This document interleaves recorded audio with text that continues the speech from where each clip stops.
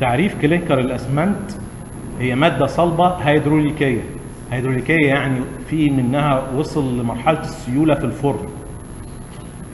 شايفين الكتله الصفراء دي الكلينكر وهي لسه طالعه من الفرن قبل عمليه التبريد، وصلت لمرحله الانصهار وبعد كده دخلت في مرحله التبليد عند اخر مرحله في الفرن اللي هي 1500 درجه مئويه.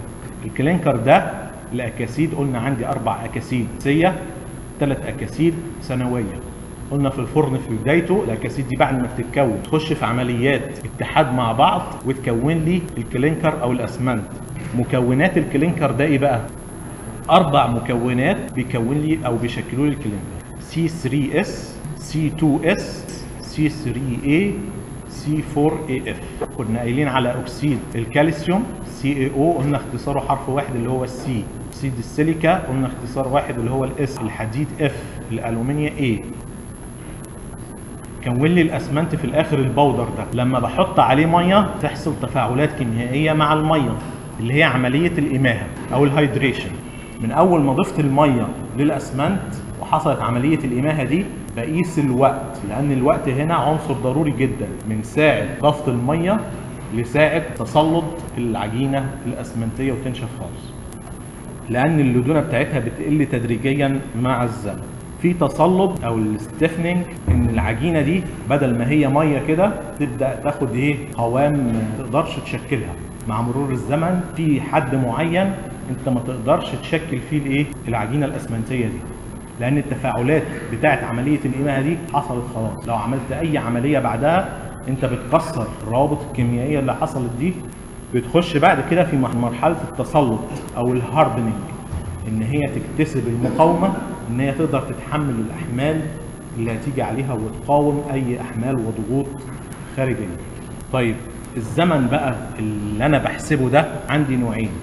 اول حاجه الزمن الشكل الابتدائي، هو الزمن المقاس من وقت اضافه الميه على الاسمنت لحد لما تتغير الحاله بتاعتها اللدنه دي الى بدايه مرحله التسلط، ان انا بعدها مش هقدر اعمل اي عمليات على العجينه الاسمنتيه، لا اقدر انقلها ولا اقدر اصبها ولا اقدر ادمجها كويس ولا اقدر اسوي سطحها ولا اقدر اعمل عليها اي عمليات. يبقى ده بسميه زمن الشك الابتدائي initial setting time. تاني زمن هو زمن الشك النهائي الفاينل setting time. الزمن برضو المقاس من وقت اضافه الميه للاسمنت لحد لما توصل لمرحله التسلط او الهاردنينج، ان هي تقدر تشيل الضغوط والاحمال الخارجيه اللي هتتعرض ليها. انا ليه بعمل الشدات الخشبيه وبعمل الشدات المعدنيه تحت الخرسانه لما باجي اعمل اي منشأ؟ عشان الخرسانه في الاول مش بتبقى قادره تشيل نفسها، بالتالي انا بسندها لحد لما توصل بعد الزمن الشك النهائي ده بشيل الشدات الخشبيه او المعدنيه وهي تقدر تشيل نفسها وتشيل اللي عليها.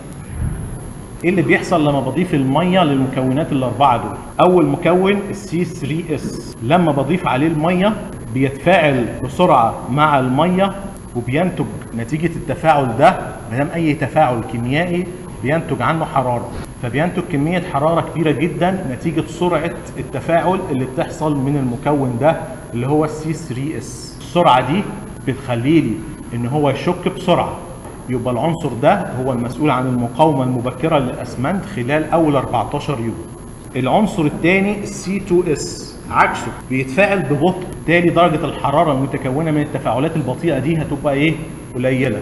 المسؤول عن المقاومه بيديني مقاومه للعجينه الاسمنتيه برضو بس من 14 ل 28 يوم. مهم جدا C2S برضو ان هو بيقاوم لي التغيرات الحجميه اللي بتحصل في العجينه الاسمنتيه، يبقى عنصر مهم جدا في ثبات حجم الخرسانه او الاسمنت ومقاومته للعوامل الكيميائيه والانكماش. ثالث مركب اللي هو C3A، بيتفاعل بسرعه في اليوم الاول وبينتج عنه كميه حراره كبيره، لكن ما بيزودليش مقاومه الخرسانه. هو عنصر مش بيأثر في المقاومه، انما بيأثر في زمن الشك خلال بس المرحله الاولانيه اللي هي اول يوم، ومقاومته كمان ضعيفه للتاثيرات الكيميائيه، لكنه عنصر مهم جدا في ان هو يزود لي الشك الاولي خلال اول يوم. اخر عنصر اللي هو السي 4 اي اف، لما بضيفه للميه بيتفاعل ببطء جدا برضه، ما بيأثرليش على مقاومه الاسمنت او العجينه الاسمنتيه، بيديني بس اللون الرمادي لان في عنصر الاف، عنصر الايه، الحديد، فهو بيديني بس اللون الرمادي. وعمليات الإماهة بتاعه الميه مع السيليكات اللي هو اول عنصرين السي 3 اس والسي 2 اس، السيليكات دول هو بيسرع من عمليه الإماهة بتاعتهم، تفاعلهم مع الميه. يبقى عمليه الإماهة دي اتفقنا ان بينتج عنها كميه حراره بسميها حراره الإماهة. يبقى هي الحراره المنطلقه نتيجه التفاعلات الكيميائيه ما بين الاسمنت والميه عند شكل ايه الاسمنت وتسلطه. تعالوا نشوف الجراف ده، هنلاقي السي 3 اس درجه الحراره في الاول قلنا بمقاومه خلال اول ايه 14 يوم. في اول 14 يوم درجه الحراره، الزمن بالساعات تحت اهو، في اول ساعات درجه الحراره كبيره جدا، وبعد كده تبدا درجه الحراره تقل. في حين ان السي 2 اس اللي هو البطيء درجه حرارته ايه الكيرف بتاعه قليل خالص ايه. السي 4 اي اف برضه درجه حرارته بطيئه، انما السي 3 اي قلنا مسؤول عن الشك خلال اول يوم، اول 24 ساعه، لكن ما بيأثرليش على المقاومه. فالشك السريع ده يكون لي برضه درجه حراره كبيره جدا. بهتم بدرجه الحراره المنبعثه دي ليه؟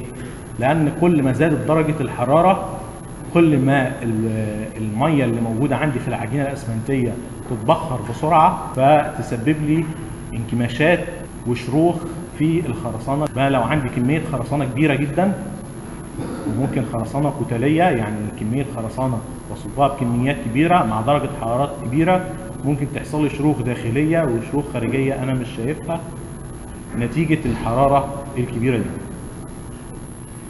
دي بقى الصيغ الكيميائيه للاربع مركبات والاختصارات بتاعتهم. يعني اول واحد السي 3 اس عباره عن 3 سي اي او، 3 من الجير مع 1 من اكسيد السيليكون. النسبه المئويه بقى قلنا لكل عنصر بتحدد المقاومه بتاعه الاسمنت اللي هتطلع لي في الاخر، وهتحدد زمن الشك بتاع الاسمنت اللي هيطلع لي في الاخر.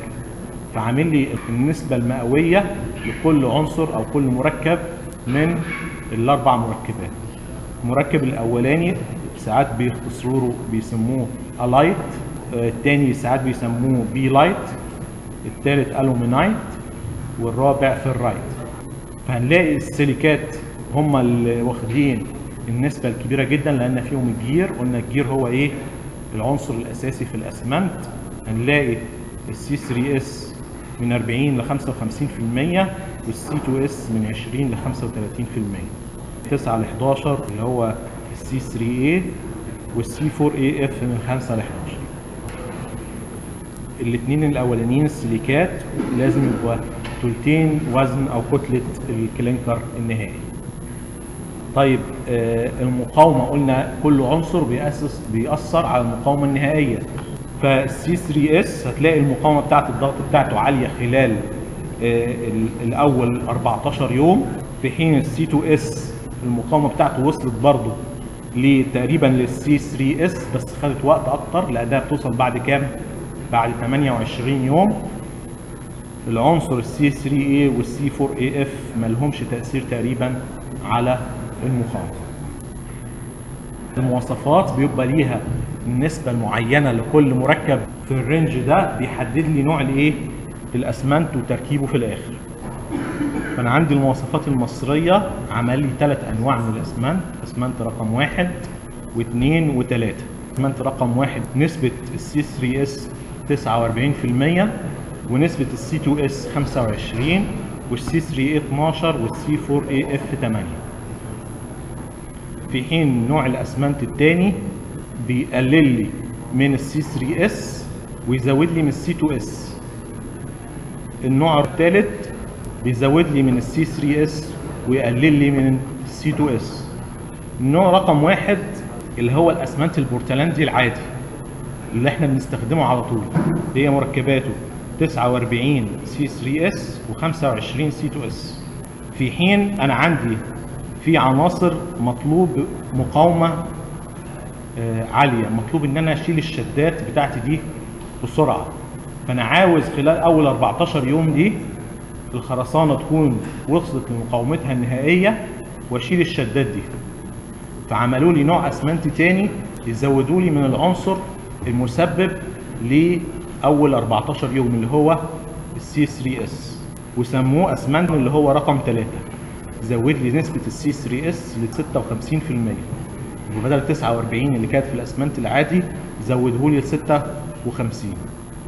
في نوع تاني اللي هو النوع للعناصر المطلوب مقاومه ضغط عاليه، بس بعد ال 14 يوم بستخدم له اسمنت ازود فيه نسبه السي 2 اس. يبقى حسب نسبه كل عنصر دي حددت زمن الشك بتاعي للوصول للمقاومه النهائيه، عاوزه اول 14 يوم ولا بعد ال 14 لحد ال 28.